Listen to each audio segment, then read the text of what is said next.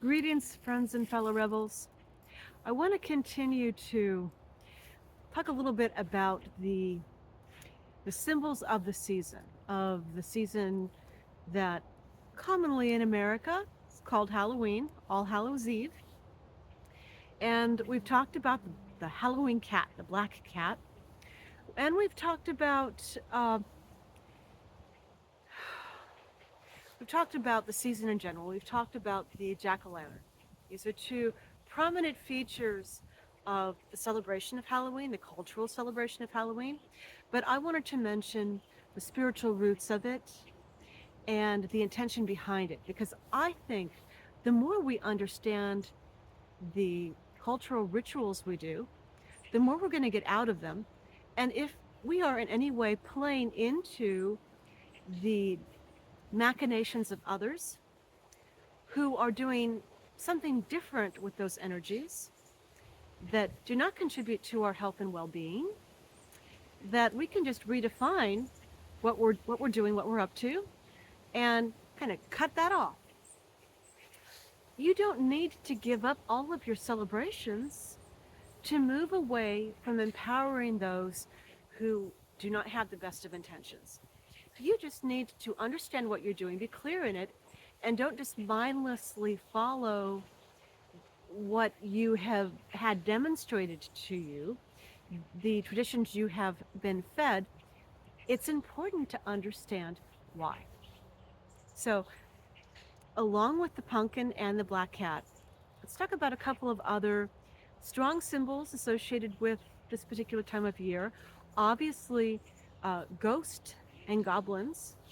We're talking about the denizens of the astral and the etheric realms, whether they be our ancestors or revenants, soul pieces that have come loose from those who have transitioned, or even those who are still alive.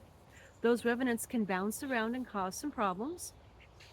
So, we've talked before about how to deal with that, but it's a particular concern this time of year because they are able to have better access this time of year.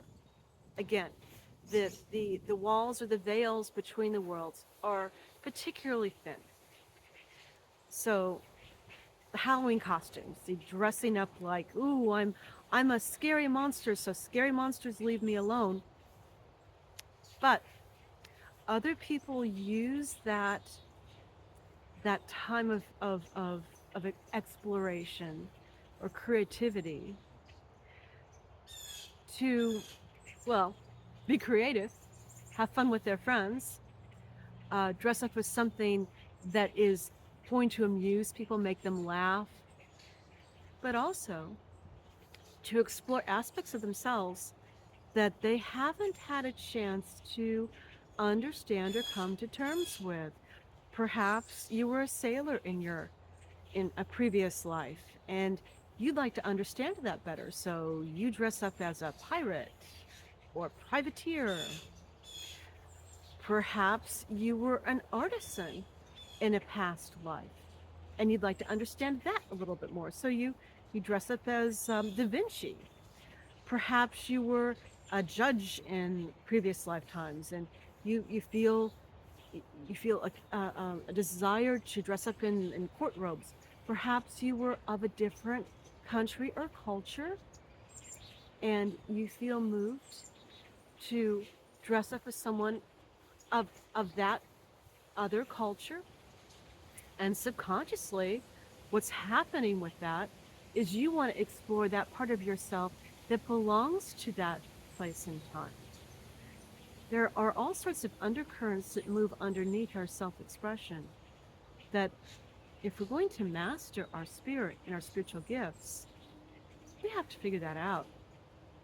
So, several other symbols of this particular time, the Halloween.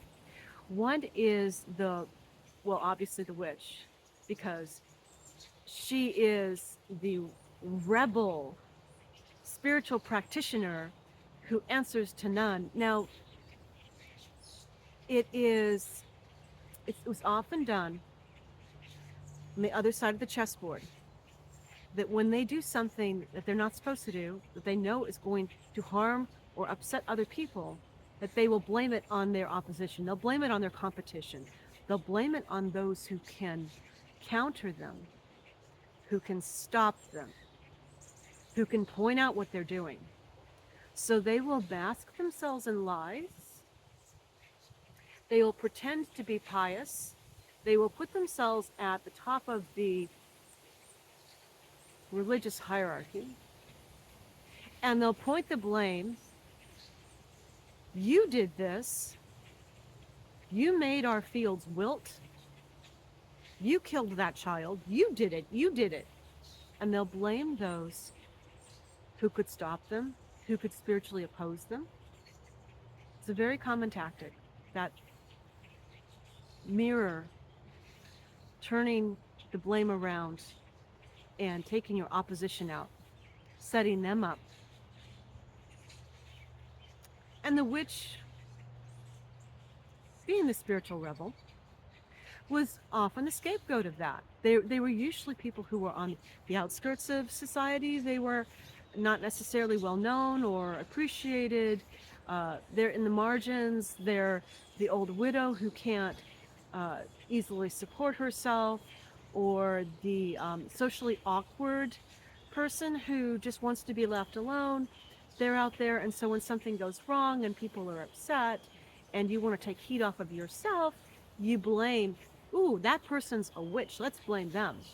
So of course we get the spiritual rebel, the one who is not kowtowing, bowing to the conventions, the religious conventions of the time period. There's your witch. And she resides over the dark period, because that's the time when people, they don't want to see.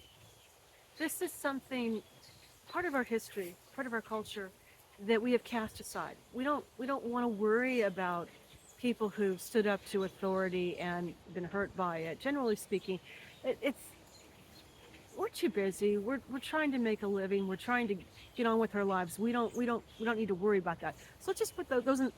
We'll just put her in the shadows. And so during the shadow time of the year, she comes out. There's your witch. Does she mean you harm? Well, the question is, do you mean her harm? Because usually that's the way that works. The wise woman of the village, the one that you came to for relief. Now, you can go to the church and they'll pray over you to help with your toothache or your broken arm or your chronic cough. Or you can go to the wise woman with her herbs in her big pot, which she'd be decanting or creating her teas, creating her medicinal soups, her potions, creating these, putting together these healing herbs to help the people in her village stay healthy. And as a way to support herself.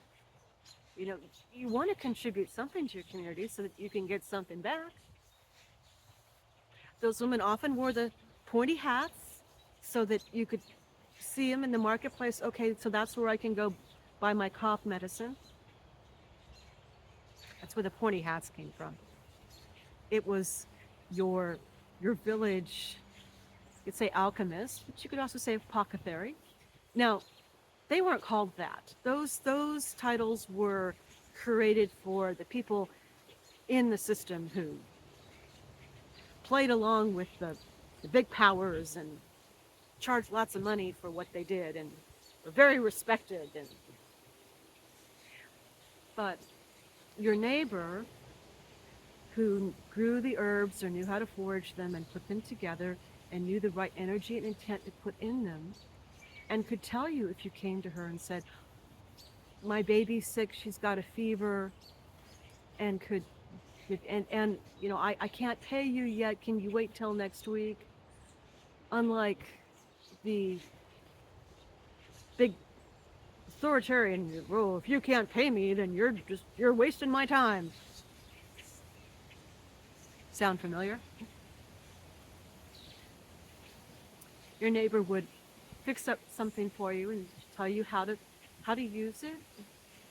She might come over and help you with your sick baby. The wise women, you know, the witches with their cauldrons. Because you want to make a big batch. If you're going to make something, you want to make a big batch and then you store it for when you need it. Because you're making it not just for yourself, you're making it for other people who are likely to get sick. And this is the time, this is the harvest time. So this is the time when you put that together because you're going to need that for the winter. Big cauldron, they're putting their intentions in it. So they're singing or they're intoning to put the right energy of healing into their medicine they're making.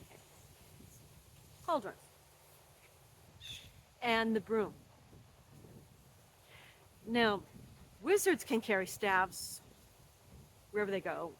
Men would carry, staves to beat off the undesirables who are trying to rob them, or the wild beast if they were going through not the urban areas, but the rural areas. You want to carry a big stick. It's good protection. The women who want to channel power through an object, you're not going to want to carry a staff around. I mean, you could, but they had to disguise what they were doing with that stick. So, carried a broom. Because in these times, in these places, you were always sweeping. Dirt gets everywhere all the time. You didn't have a vacuum. You had a broom. So you channeled your power. You picked a good span of wood that you could pass power through, that you could direct power through. And if you're carrying that around, who cares? You're sweeping. But their sweeping was handling more than just the physical energy. When they'd sweep, they would move the energy. I don't know if you've ever noticed that when you clean a house or a car or yourself, your energy feels different. You're getting rid of stuck energy. You're getting rid of attachments that don't belong. You're getting the old out to bring the new in, as well as getting rid of the dirt. So when you're sweeping, you're moving a lot of energy. Now, the idea of flying on a broomstick, if your broomstick has enough energy and has enough power for something like that, I have never seen it done. But why not? Maybe in the age to come. But there's the broom. You would see brooms kept over the lintel, over the top of the door, to keep the evil out, to keep the danger out, because it was a very powerful tool to connect source, to conduit source through you and out from you, to take care of your home. The broom, the cauldron, the broom, the witch, the hat, the cat, the pumpkin. These do not have to be evil, scary, ooh, satanic. Which, by the way, Satan is not a name. It is a term. It means the opponent. Kind of like the prosecutor, it's an entity that is in opposition to you, which can be dangerous, but let's not give it any more power than it already has. It has enough power. It doesn't need yours. Happy fall and welcome to the woods.